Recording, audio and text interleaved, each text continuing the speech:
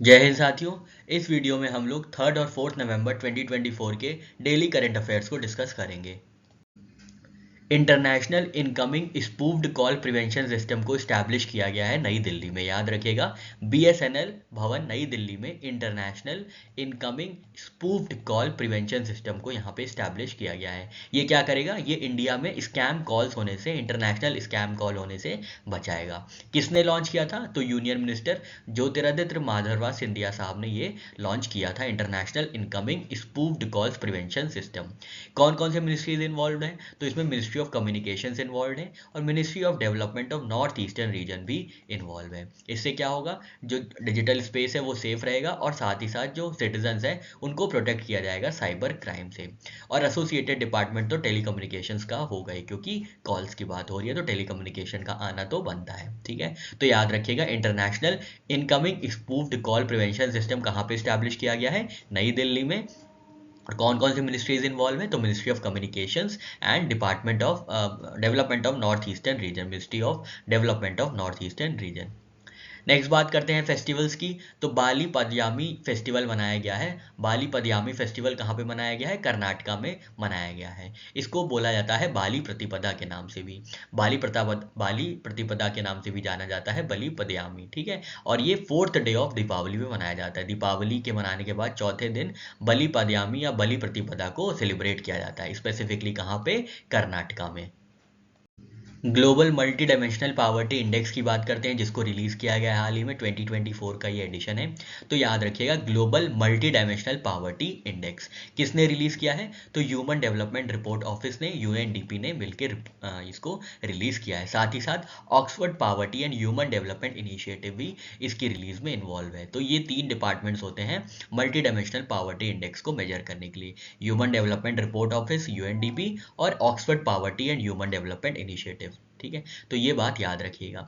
यहाँ पे कुछ आंकड़े दिए गए हैं, कुछ फैक्ट्स दिए गए हैं। तो हमारे लिए सबसे इंपॉर्टेंट फैक्ट ये है कि countries with largest poor population, जहाँ पे गरीबी की संख्या सबसे ज़्यादा है, गरीब लोगों की संख्या सबसे ज़्यादा है, उसमें सबसे आगे जो है, सबसे टॉप पे जो है वो है इंडिया, जहाँ पे 234 मिलियन जो पीपल हैं वहाँ पे, यहाँ पे गरीब हैं। ठीक है, ये किसके आंकड़े हैं? तो ये global multi dimensional poverty index 2024 के आंकड़े हैं। तो ये बात आप याद रखिएगा, सबसे महत्वपूर्ण बात यही है। सेकंड पे है पाकिस्तान 93 मिलियन पुअर पॉपुलेशन के साथ। ठीक है, इथोपिया है 3rd नंबर पे, नाइजीरिया है 4th नंबर पे और डेमोक्रेटिक रिपब्लिक ऑफ कॉन्गो है with 66 million of poor population at number 5। ठीक है, तो ये बात याद रखिएगा, global multi dimensional poverty index जिसको रिलीज किया गया था यूएनडीपी और Oxford poverty and human development initiative द्वारा, इन्होंने बताया है कि इंडिया में सबसे ज़्यादा गरीबों की जनसंख्या है विद 234 मिलियंस। ठीक है, तो ये आंकड़ा आप याद रख सकते हैं। हो सकता है प्रीलिम्स में तो ना पूछा जाए, लेकिन आप अपनी तरफ से मेंस में या डिस्क्रिप्टिव आंसर में इसको कोट कर सकते हैं। फिर बात करते हैं ग्लोबल एआई प्रिपेयर्डनेस इंडेक्स की, जिसको रिलीज किया है इंटरनेशनल मॉनेटरी फंड में। और ये जो एआई प्रिपेयर्डनेस इंडेक्स है, ये 4 फैक्टर्स को कंसिडर करता है, याद रखिएगा। सबसे पहले आता है डिजिटल इंफ्रास्ट्रक्चर, किसी भी कंट्री का डिजिटल इंफ्रास्ट्रक्चर कैसा है। ह्यूमन कैपिटल, जो डिजिटल इंफ्रास्ट्रक्चर है कंट्री में, उसको ह्यूमंस कैसे ऑपरेट करते हैं, कितने अच्छे से ऑपरेट करते हैं, उनकी कैपेबिलिटीज़ कैसी हैं, ये मेजर करता है विद रिस्पेक्ट टू एआई। साथ ही साथ एआई में कितना टेक्नोलॉजिकल इनोवेशन हो रहा है, ये मेजर किया जाता है। और लीगल फ्रेमवर्क कैसे डेवलप किए जा रहे हैं regarding the usage of artificial intelligence. इन चार चीज़ों को कंसिडर करके एआई प्रिपेयर्डनेस इंडेक्स प्रिपेयर किया जाता है। ठीक है, एआई प्रिपेयर्डनेस इंडेक्स इन 4 फैक्टर्स को मिला के अकाउंट करके इसको प्रिपेयर किया जाता है, प्रिपेयर्डनेस इंडेक्स को। तो इस मामले में जो है टॉप 3 कंट्रीज हैं, सिंगापुर टॉप पे है, फिर है डेनमार्क 2nd नंबर पे और यूनाइटेड स्टेट्स 3rd नंबर पे है। इंडिया की क्या रैंक और क्या स्कोर है? तो इंडिया की रैंक है 72 out of 174 countries with A score of 0.49। तो आप अब थोड़ा ध्यान देने लग जाइए स्कोर्स पे भी। अभी तक सिर्फ हम लोग रैंक्स याद रखते हैं, लेकिन थोड़ा थोड़ा एफर्ट करते चलिए स्कोर याद रखने का, क्योंकि न जाने किस दिन वो दिन आ जाए जब कंपटीशन का लेवल बढ़ जाए, एग्जामिनेशंस का लेवल बढ़ जाए और हम लोग से ये डायरेक्टली पूछ लिया जाए कि स्कोर क्या था इंडिया का ग्लोबल एआई प्रिपेयर्डनेस इंडेक्स में। कंपैरिजन की बात करें तो चाइना जो है एशिया में, रीजनल कंट्रीज़ की बात करें, अगर कंपेयर करें इंडिया का परफॉर्मेंस विद रीजनल कंट्रीज़, तो चाइना है 0.63 स्कोर के साथ 31st रैंक पे, श्रीलंका है 0.43 रैंक पे 92nd रैंक, और बांग्लादेश है 0.38 के साथ 13th रैंक पे, ठीक है। तो चाइना ही हमसे आगे अगर रीजनल वेरिएशन में देखा जाए, बाकी तो सब पीछे ही हैं। AI preparedness index release authority कौन सी है, तो ये अभी हमने देखा इंटरनेशनल मॉनेटरी फंड है। एशिया पैसिफिक मिनिस्टीरियल कॉन्फ्रेंस और डिजास्टर रिस्क रिडक्शन 2024 का होस्ट किया गया है फिलीपींस द्वारा। तो ये बात आपको याद रखनी है, ये बहुत इंपॉर्टेंट एक इवेंट है या एक कोई कॉन्फ्रेंस है, आप याद रखिएगा। एशिया पैसिफिक मिनिस्टीरियल कॉन्फ्रेंस और disaster risk reduction, disaster risk reduction के लिए जो एशिया पैसिफिक की मिनिस्टीरियल कॉन्फ्रेंस हुई है 2024 की, ये फिलीपींस में हुई है। फिलीपींस में कहाँ पे, फिलीपींस की कैपिटल मनीला में ये हुई है, याद रखिएगा। होस्ट कौन है, तो government of Philippines in partnership with United Nation office for disaster risk reduction. ये बात याद रखिएगा, UN office for disaster risk reduction के साथ गवर्नमेंट ऑफ फिलीपींस ने होस्ट किया है Asia Pacific ministerial conference on disaster risk reduction. Theme क्या है यहाँ की, तो थीम है यहाँ पे surge to 2030 enhancing ambition in Asia Pacific to accelerate disaster risk reduction. ये बात याद रखिएगा, surge to 2030 enhancing ambition in Asia Pacific to accelerate disaster risk reduction. Indian delegation में कौन गया था, तो यूनियन मिनिस्टर ऑफ स्टेट है नित्यानंद राय, जो कि मिनिस्टर ऑफ होम अफेयर्स में है। Union minister of state Nityanand Rai ji यहाँ पे फिलीपींस गए थे और इंडिया का यहाँ पे रिप्रेजेंटेशन किया था। थीम बहुत इंपॉर्टेंट है, याद रखिएगा, surge to 2030 enhancing ambition in Asia Pacific to accelerate disaster risk reduction. International shooting sport federation athletes of the year 2024 की चर्चा कर लेते हैं। ये जो अवार्ड्स हैं athletes of the year 2024 ISSF के, ये न्यू दिल्ली इंडिया में दिए गए थे। ये बात आप याद रखिएगा, ये न्यू दिल्ली इंडिया में अवार्ड किए गए थे। किसको किसको अवार्ड मिला है देखते हैं। तो female athlete of the year का अवार्ड गया है यांग जी इनको, ठीक है, यांग जी इनको ये अवार्ड गया है। ये साउथ कोरिया के हैं, ठीक है, ये साउथ कोरिया की हैं। Female athlete of the year का अवार्ड इन्हें मिला है। Male athlete of the year का अवार्ड किसको मिला है, तो ली यूकून को मिला है, जो कि चाइना से आते हैं, ठीक है। तो ये बात याद रखिएगा, शूटिंग में female athlete of the year है यांग जी इन, जो कि साउथ कोरिया से आती है। Male athlete of the year shooting में है ली यूकून, जो कि चाइना से आती है। आईएसएसएफ प्रेसिडेंट की बात कर ले तो ये है लुसियानो रोजी। आईएसएसएफ का हेडक्वार्टर्स है म्यूनिक जर्मनी में, और इसका एस्टैब्लिशमेंट हुआ था 1907 में। तो ये बात आप याद रखिएगा स्पोर्ट्स से संबंधित। अक्टूबर मंथ के जीएसटी कलेक्शंस की बात करें तो जीएसटी कलेक्शन हुआ है 1,87,000 करोड़ का। तो ये फिगर आपको याद रखना है। और ग्रोथ रेट कितना है, 8.9% इंक्रीज ईयर ऑन ईयर। मतलब इस साल पिछले साल अक्टूबर में जो इंक्रीज हुआ है पिछले साल के अक्टूबर कलेक्शन से, जीएसटी कलेक्शन से, वो 8.9% इंक्रीज देखने को मिला है, ठीक है। स्टेट परफॉर्मेंसेस की बात कर लें तो महाराष्ट्र अग्रणी राज्य है जीएसटी कलेक्शन में, याद रखिएगा। महाराष्ट्र जो है लीड कर रहा है विद 31,000 करोड़ एट 14% ग्रोथ, ठीक है। तो ये बात आप याद रखिएगा, महाराष्ट्र जो है जीएसटी कलेक्शन अक्टूबर 2024 में हाईएस्ट कलेक्टर बना है, जहाँ पे ₹31,000 करोड़ जो है जमा किए गए हैं, कलेक्ट किए गए हैं एट 14% ग्रोथ। सेकंड नंबर पे है कर्नाटका, थर्ड नंबर पे है गुजरात, और फोर्थ नंबर पे है तमिलनाडु, फिफ्थ पे है हरियाणा, ठीक है। ये बात याद रखिएगा। की कंपोनेंट्स की बात करें जीएसटी में तो सेंट्रल जीएसटी इकट्ठा किया गया था 33,000 करोड़ रुपए, SGST 41,000 crore rupees, IGST 99,000 crore, और लगभग सेस जो इकट्ठा किया गया है वो 12,000 करोड़ का इकट्ठा किया गया है। तो टोटल कुल मिला के हो जाता है 1.87 लाख करोड़। डिक्लाइन कहाँ कहाँ पे देखने को मिला है जीएसटी कलेक्शन में, तो अरुणाचल प्रदेश में सबसे ज़्यादा डिक्लाइन देखने को मिला है, जहाँ पे निगेटिव कलेक्शन हुआ है -33% का। नागालैंड में -8% का कलेक्शन हुआ है, मणिपुर में -5% का, हिमाचल प्रदेश में -2 का, और छत्तीसगढ़ में -1% का। तो यहाँ पे जीएसटी कलेक्शन अक्टूबर मंथ में डिक्लाइन हुए हैं, जबकि स्टेट जो लीड कर रहे हैं वो है Maharashtra with the collection of ₹31,000 crore at 14% growth. Second number पे है कर्नाटका, थर्ड पे है गुजरात, फोर्थ पे है तमिलनाडु, और फिफ्थ पे है Haryana. State bank of India के म्यूचुअल फंड में पहली बार 10 lakh crore assets under management इकट्ठा हुए हैं, कलेक्ट हुए हैं। तो ये बात आपको बहुत अच्छे से याद रखनी है कि ये पहला फंड हाउस है एसबीआई म्यूचुअल फंड का जिसने सरपास किया है 10 लाख करोड़ इन एसेट्स अंडर मैनेजमेंट। ये बात बहुत अच्छे से याद रखिएगा, एकदम डायरेक्ट क्वेश्चन बनेगा। या तो आपसे पूछेगा कि किसने ये माइलस्टोन अचीव किया है, तो ये एसबीआई म्यूचुअल फंड ने किया है, या तो आपसे ये पूछेगा कितने का आंकड़ा सरपास किया है। तो ये आपको याद रखना है, 10 लाख करोड़ का आंकड़ा पार किया है। तो 10 lakh crore assets under management अब आते हैं एसबीआई म्यूचुअल फंड के अंदर। ठीक है, तो ये बात आप याद रखिएगा। तो ये कब हुआ? ये सितंबर में रीच हुआ था। ठीक है, reach 10.99 lakh crore in September, up from 9.88 lakh crore in June. तो ये बात आपको याद रखनी है। सितंबर के माह में ये जो माइलस्टोन है अचीव किया गया था, जिसमें 10 लाख करोड़ से ज़्यादा एसेट्स अंडर मैनेजमेंट आए थे एसबीआई म्यूचुअल फंड के। ठीक है, इंडस्ट्री पोजीशन क्या है? तो एसबीआई अब लीड कर रहा है ahead of ICCI mutual fund and HDFC mutual fund. आते हैं नेशनल स्टॉक एक्सचेंज पे। तो नेशनल स्टॉक एक्सचेंज ने दिवाली के मौके पर और 30th एनिवर्सरी पे एक मोबाइल ऐप लॉन्च किया है एनएसई इंडिया के नाम से, जो कि मल्टीलिंगुअल वेबसाइट के साथ आएगा। ठीक है, तो वेबसाइट भी लॉन्च की है और ऐप भी लॉन्च किया है। किसने? National stock exchange of India ने।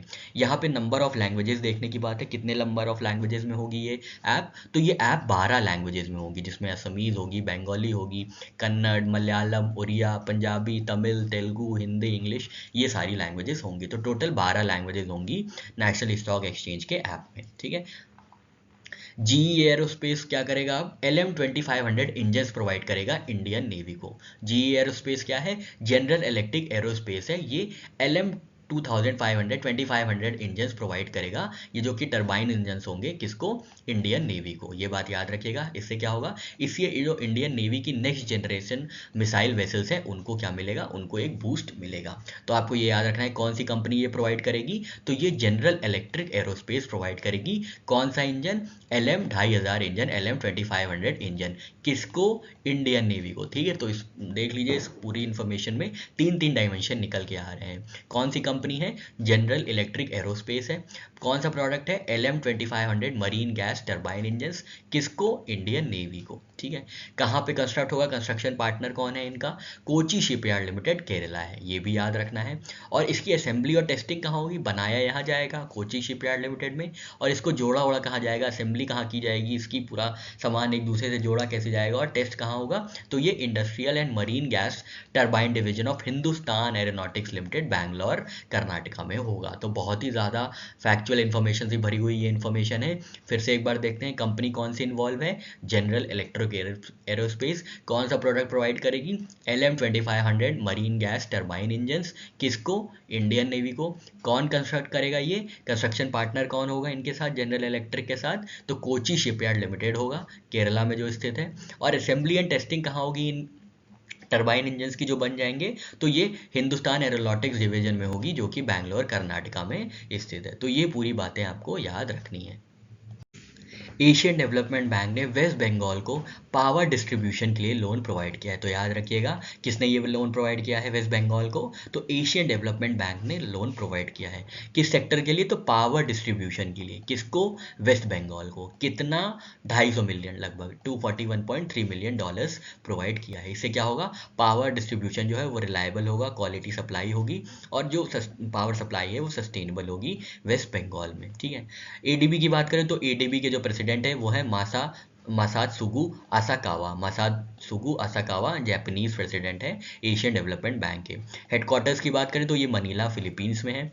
एडीबी में मेंबर नेशन है 69। अभी हाल ही में 69th मेंबर कौन सा बना है, आप ये बताइएगा। वो नॉन एशियन मेंबर है, नहीं नॉन एशियन नहीं है, नॉन रीजनल मेंबर है। एशिया में ही है पर नॉन रीजनल मेंबर है। ठीक है, इस्टेब्लिश किया गया था 1966 में एशियन डेवलपमेंट बैंक को।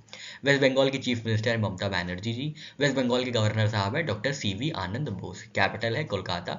नेशनल पार्क की बात करें यहाँ पे तो है Gorumara national park, Neora valley national park और सुंदरबन नेशनल पार्क। आगे बढ़ते हैं, सेबी की बात करते हैं। तो सेबी ने सिक्योरिटाइजेशन फ्रेमवर्क में कुछ चेंजेस प्रपोज किए हैं। ठीक है, तो सबसे पहले देख लेते हैं मिनिमम इन्वेस्टमेंट रिक्वायरमेंट कितनी होगी सिक्योरिटाइज डेब्ट इंस्ट्रूमेंट्स में।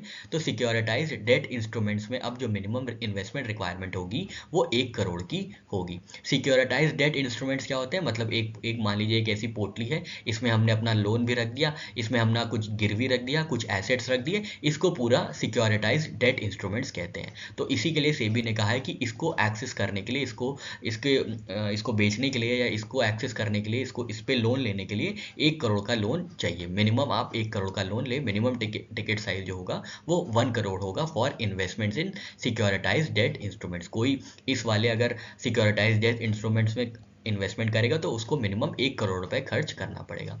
Investor limit for private placement की क्या लिमिट है? 200 इन्वेस्टर्स होंगे, ठीक है। अब आपको पता होगा आईपीओ आता है, इनिशियल पब्लिक ऑफरिंग आती है, तो वो पब्लिक प्लेसमेंट होता है, उसमें जिसका भी मन करे वो आईपीओ के लिए अप्लाई कर देता है। पर उसी के ऑपोजिट प्राइवेट प्लेसमेंट होता है। मान लीजिए कंपनी है टाटा, वो अपने कुछ शेयर्स एक ऐसे लोगों को देना चाहती है जो उनके हिसाब से बहुत ज़्यादा रिलायबल हैं, इंस्टीट्यूशनल बायर्स हैं। तो ऐसे चीज़ों को, ऐसे प्लेसमेंट्स को जहाँ पे टाटा अपने शेयर्स प्राइवेटली बेचती है कुछ लोगों को, इस चीज़ को प्राइवेट प्लेसमेंट्स कहते हैं। तो इसमें कितने लोग होंगे? इसमें टाटा सिर्फ 200 लोगों को क्या कर सकता है? अपने शेयर्स बेच सकता है। तो 200 इन्वेस्टर्स हो सकते हैं प्राइवेट प्लेसमेंट में। अगर 200 से आगे हो गए तो ये पब्लिक ऑफर कंसिडर किया जाएगा। तो ये बहुत इंपॉर्टेंट लिमिट है, ये याद रखिएगा, ठीक है। पब्लिक ऑफर रेगुलेशंस इतना ज़रूरी नहीं है। ऑफर ड्यूरेशन जो होगा वो 3 और 10 दिनों के बीच होगा with aligned advertising guidelines for transparency, ठीक है। तो आपको investor limit for private placement याद रखना है और minimum investment requirement for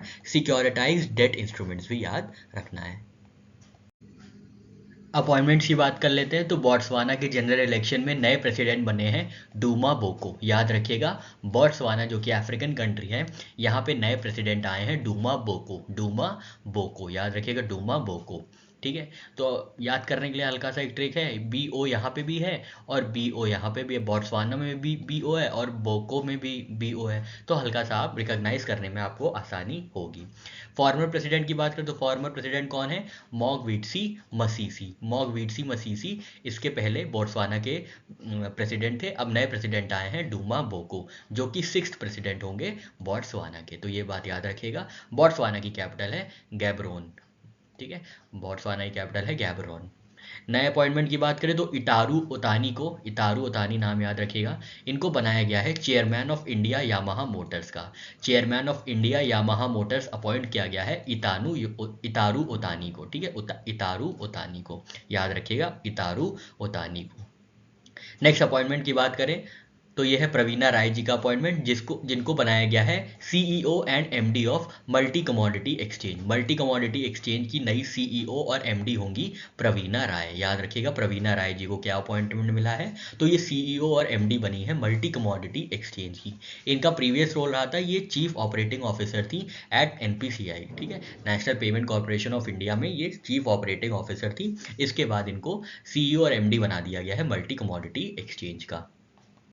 central water commission की रिपोर्ट आई है ग्लेशियल लेक एक्सपेंशन को लेकर हिमालयन रीजन में। तो ये बात याद रखिएगा, सीडब्ल्यूसी की रिपोर्ट है, सेंट्रल वाटर कमीशन की रिपोर्ट है on glacial lake expansion in Himalayan region. तो ये बात याद रखिएगा कि ग्लेशियल लेक एरिया जो कि हिमालयन रीजन के पार्ट है, ग्लेशियल लेक एरिया में क्या देखा गया है? इंक्रीज देखी गई है ऑफ 10.81% इन हिमालयन रीजन, ठीक है।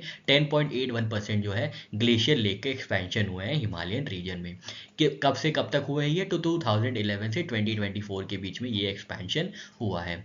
एरिया इंक्रीज इन इंडिया कितना हुआ है लगभग? तो 1962 हेक्टेयर्स का था 2011 में, फिर 2623 हेक्टेयर्स हो गया है 2024 में, ठीक है। तो ये बात आपको याद रखनी है। पूरा का पूरा जो हिमालयन रीजन में 10.81% का इंक्रीज हुआ है और इंडिया में 33.7% का इंक्रीज हुआ है। हिमालयन रीजन अब सिर्फ इंडिया में तो है नहीं, थोड़ा सा नेपाल में है, तिब्बत में है, तो यहाँ पे इंडिया में स्पेसिफिकली 33% का क्या हुआ है? ये जो है मार्जिन, ये इंक्रीज देखा गया है, ठीक है। और ये 10% इंक्रीज हुआ है पूरे हिमालयन रीजन में, जिसका 33.7% इंडिया में हुआ है। और हेक्टेयर्स की बात करें तो 1962 हेक्टेयर से 2623 हेक्टेयर्स को आ गया है glacier lake expansions. High risk lakes भी हैं, अराउंड 67 जो लेक्स हैं वो हाई रिस्क लेक हैं। किसकी वजह से? ग्लेशियर लेक आउटबर्स्ट फ्लड की वजह से, ठीक है। रीजनल वेरिएशंस दिखे हैं हर जगह, लद्दाख, हिमाचल, उत्तराखंड, सिक्किम और अरुणाचल प्रदेश में। तो इतना ही बस याद रखिएगा, बाकी जो सब है ये सब एक्स्ट्रा चीज़ें आप एक बार पढ़ लीजिएगा। मॉनिटरिंग टेक्नोलॉजीज कौन सी हैं? तो सेंटिनल-1 SAR है और सेंटिनल-2 मल्टी स्पेक्ट्रल इमेजरी है। ट्रांसबाउंडरी रिस्क है भूटान, नेपाल और चाइना के साथ। रिकमेंडेशन है भैया, अर्ली वार्निंग लगाना है, लोकल अवेयरनेस क्रिएट करना है, रीजनल कोऑपरेशन क्रिएट करना है, ठीक है। तो ये बात याद रखिएगा कि सेंट्रल वाटर कमीशन की रिपोर्ट आई थी ग्लेशियर लेक एक्सपेंशन को लेकर, जिसमें 10.81% की इंक्रीज देखी गई है और इंडिया में ये इंक्रीज हुई है 33.7% की। टाइम पीरियड क्या रहा है? 2011 से 2024 का। बहुत इंपॉर्टेंट न्यूज़ है, इसको ध्यान दीजिएगा। इंडिया ने अपना बायोडाइवर्सिटी प्लान को अपडेट किया है, ठीक है। ये कहाँ पे हुआ है? ये 16th यूएन बायोडाइवर्सिटी कॉन्फ्रेंस में हुआ है। इसके बारे में हम लोग ने अपने डेली करंट अफेयर्स में चर्चा की थी। ये कहाँ पे होस्ट किया जा रहा है? ये काली कोलंबिया में होस्ट किया जा रहा है। ये बात याद रखिएगा, बहुत ज़्यादा इंपॉर्टेंट बात है। और दूसरी बात ये है कि अपग्रेडेड प्लान क्या है। अपग्रेडेड प्लान क्या है? तो ये है national biodiversity strategic and action plan. इसके अंदर क्या कमिटमेंट है? ये तो सबसे ज़्यादा महत्वपूर्ण बात है। इसमें क्या बोला गया है कि इंडिया प्रोटेक्ट करेगा at least 30% of terrestrial inland water and coastal marine areas by 2030, ठीक है। तो इंडिया में जितनी भी टेरेस्ट्रियल वाटर्स हैं, इनलैंड वाटर्स हैं और कोस्टल मरीन एरियाज हैं, उनको उनके 30% को एटलीस्ट प्रोटेक्ट किया जाएगा बाय 2030। और ये किसके अलाइनमेंट में है? ये ऐसी ही चीज़ कौन सा एक प्रोटोकॉल बताता है करने के लिए, फ्रेमवर्क बताता है करने के लिए? तो क्यूनमिंग मॉन्ट्रियल ग्लोबल डाइवर्सिटी फ्रेमवर्क ऐसा ही करने को कहता है कि 30% लैंड और ओशन को प्रोटेक्ट करना पड़ेगा ग्लोबली। तो यही बात इंडिया के बायोडाइवर्सिटी प्लान में अपडेट कर दी गई है कि 30% टेरेस्ट्रियल इनलैंड वाटर और कोस्टल मरीन एरियाज को प्रोटेक्ट किया जाएगा। कब तक? बाय 2030। ये बात याद रखिएगा, कब तक प्रोटेक्ट किया जाएगा? तो बाय 2030 तक ये प्रोटेक्शन दिया जाएगा, ठीक है। मतलब 2030 तक एटलीस्ट 30% प्रोटेक्शन तो हो जानी चाहिए टेरेस्ट्रियल इनलैंड वाटर और कोस्टल मरीन एरियाज में, ठीक है। तो ये बात आप याद रखिएगा। यहाँ पे जो कोलंबिया में यूएन बायोडाइवर्सिटी कॉन्फ्रेंस हो रही है, इसमें 3 की थीम्स थी: reducing threats, sustainable use and tools for implementation. Focus on restoration जो कमिटमेंट है वो है 30% ऑफ डिग्रेडेड इकोसिस्टम्स बाय 2030। तो जितने 30% टेरेस्ट्रियल इनलैंड वाटर और कोस्टल मरीन एरियाज जो डिग्रेड हो चुके हैं, उनके 30% को एटलीस्ट क्या करना? रिस्टोर करना बाय 2030। तो बहुत इंपॉर्टेंट न्यूज़ है, आप इसको ध्यान से पढ़िएगा। World tsunami awareness day observe किया जाता है हर साल 5 नवंबर को। ये बात आपको याद रखनी है, हर साल 5 नवंबर को वर्ल्ड सुनामी अवेयरनेस डे को ऑब्जर्व किया जाता है। इस बार की थीम क्या है? Building resilient communities. याद रखिएगा, कैसी कम्युनिटीज़ को बिल्ड करना? सुनामी से जो रिजीलियंट हो, ऐसी कम्युनिटीज़ को बिल्ड करना इस बार की थीम है, बिल्डिंग रिजीलियंट कम्युनिटीज़। नेक्स्ट बढ़ते हैं, कोल इंडिया सेलिब्रेट कर रहा है अपना 50th फाउंडेशन डे। याद रखिएगा, कौन सा फाउंडेशन डे? तो 50th फाउंडेशन डे सेलिब्रेट किया जा रहा है। किसका? कोल इंडिया का। कोल इंडिया का 50th फाउंडेशन डे सेलिब्रेट किया जा रहा है। कब ऑब्जर्व किया गया था? तो 1 नवंबर 2024 को ये ऑब्जर्व किया गया था। ये बात याद रखिएगा, 1 नवंबर 2024 को ये ऑब्जर्व किया गया था। तो मतलब ये कब स्टैब्लिश हुआ? आप हमको कमेंट सेक्शन में बताइए। इसरो के एनालॉग स्पेस मिशन को लॉन्च किया गया है लद्दाख में। याद रखिएगा, इसरो का एनालॉग स्पेस मिशन कहाँ पे लॉन्च किया गया है? तो ये लद्दाख में लॉन्च किया गया है। तो इसमें कोलैबोरेटिंग एंटिटीज़ कौन कौन सी हैं? तो human space flight centre ISRO है, आका स्पेस स्टूडियो है, यूनिवर्सिटी ऑफ लद्दाख है, आईआईटी दिल्ली है, लद्दाख ऑटोनोमस हिल डेवलपमेंट काउंसिल है, ठीक है। तो एंटिटीज़ एक बार पढ़ लीजिएगा, याद रखने की ज़रूरत नहीं है। ऑब्जेक्टिव देख लीजिए बस क्या है। तो ऑब्जेक्टिव ये है कि यहाँ पे इंटरप्लैनेटरी हैबिटेट को सिमुलेट करना है। सिमुलेट मतलब ऐसा ही कॉपी करना, ऐसा ही कंडीशंस यहाँ पे क्रिएट करना, इंटरप्लैनेटरी हैबिटेट जैसी लाइफ को यहाँ पे लद्दाख में क्रिएट करना। जैसे क्या होगा? जो भी कंडीशंस है मार्स की और मून की, ऐसी कंडीशंस लद्दाख में क्रिएट करना। जो एनालॉग स्पेस मिशन है, इसका यही ऑब्जेक्टिव है कि जैसी भी कंडीशंस मार्स पे हैं, मून पे हैं, इंटरप्लैनेटरी हैबिटेट है, ऐसी ही चीज़ों को एनालॉग स्पेस मिशन लद्दाख में क्रिएट करना, ताकि अच्छे से स्टडी चीज़ें कर पाएँ, डीप स्टडी हो पाए कि एक्चुअल में वहाँ पे जो मार्स में और मून में जो एटमॉस्फेरिक चेंजेस हैं या टेरेस्ट्रियल चेंजेस हैं, टेक्टोनिक चेंजेस हैं, वो सब कैसे आते हैं। तो इन सारी चीज़ों को स्टडी करने के लिए ISRO analogue space mission establish किया गया है लेह लद्दाख में। और इसका ऑब्जेक्टिव ध्यान दीजिएगा क्या है? Replicating conditions of Mars and moon. India और फ्रांस को इलेक्ट किया गया है एज प्रेसिडेंट एंड को president of international solar alliance, ठीक है। और इनकी लीडरशिप कब तक रहेगी? 2024 से 2026 तक, ठीक है। तो 2024 से 2026 तक क्या किया गया है? इंडिया और फ्रांस को इंटरनेशनल सोलर अलायंस का प्रेसिडेंट और को प्रेसिडेंट इलेक्ट किया गया है। ये कहाँ पे हुआ था? ये 7th session of ISA assembly जो कि नई दिल्ली में हुआ था, वहाँ पे इलेक्शन हुए थे, वहाँ पे इलेक्शन हुआ था। उसके बाद इंडिया और फ्रांस को प्रेसिडेंट और को प्रेसिडेंट के तौर पर अपॉइंट किया गया है। तो ये बात आप याद रखिएगा, इंडिया और फ्रांस क्या है? ये प्रेसिडेंट और को प्रेसिडेंट रहेंगे इंटरनेशनल सोलर अलायंस के फॉर द ईयर 24 to 26। बात करते हैं इंटरनेशनल लेबर ऑर्गेनाइजेशन की, तो इंटरनेशनल लेबर ऑर्गेनाइजेशन की 352nd गवर्निंग बॉडी मीट हो रही है, ठीक है। तो ये बात आपको याद रखनी है कि गवर्निंग बॉडी मीट हो रही है 352nd ILO की, कहाँ पे, इनके हेडक्वार्टर्स जिनीवा में हो रही है। डेट्स क्या से क्या थी, तो 28 अक्टूबर से नवंबर 7 तक ये हो रही थी। की एजेंडा क्या थे, आइटम मतलब की आइटम्स क्या थे इनके एजेंडा के, तो strategic plan for 26 to 29, global coalition for social justice, world summit for sustain social development 2025।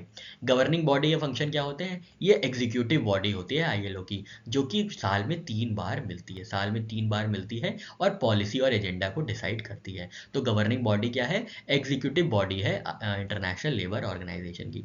Historical background देखें इंटरनेशनल लेबर ऑर्गेनाइजेशन का, तो ये ट्रीटी ऑफ वर्साइल्स के अंतर्गत 1919 में स्टैब्लिश हुआ था, और उसके बाद यूनाइटेड नेशंस जब फॉर्म हुआ था 1946 में, तो उसकी एजेंसी हो गई थी, ठीक है। तो ये बात आपको याद रखनी, 1919 में ILO का इस्टेब्लिशमेंट, इंटरनेशनल लेबर ऑर्गेनाइजेशन का इस्टेब्लिशमेंट हुआ था। इनका हेडक्वार्टर्स है स्विट्जरलैंड जिनीवा में। कॉलिंस डिक्शनरी जो है, उन्होंने ब्रैट वर्ड को डिक्लेयर किया है as 2024 word of the year. तो आपको याद रखना है 2024 वर्ड ऑफ द ईयर क्या है, ब्रैट है। किस डिक्शनरी के मुताबिक या किस ऑर्गेनाइजेशन के मुताबिक, तो ये कॉलिंस डिक्शनरी के अनुसार, कॉलिंस डिक्शनरी के अनुसार जो है ब्रैट जो है वो वर्ड ऑफ द ईयर 2024 है। ब्रैट की मीनिंग क्या होती है, आप हमको कॉमेंट सेक्शन में बताइए।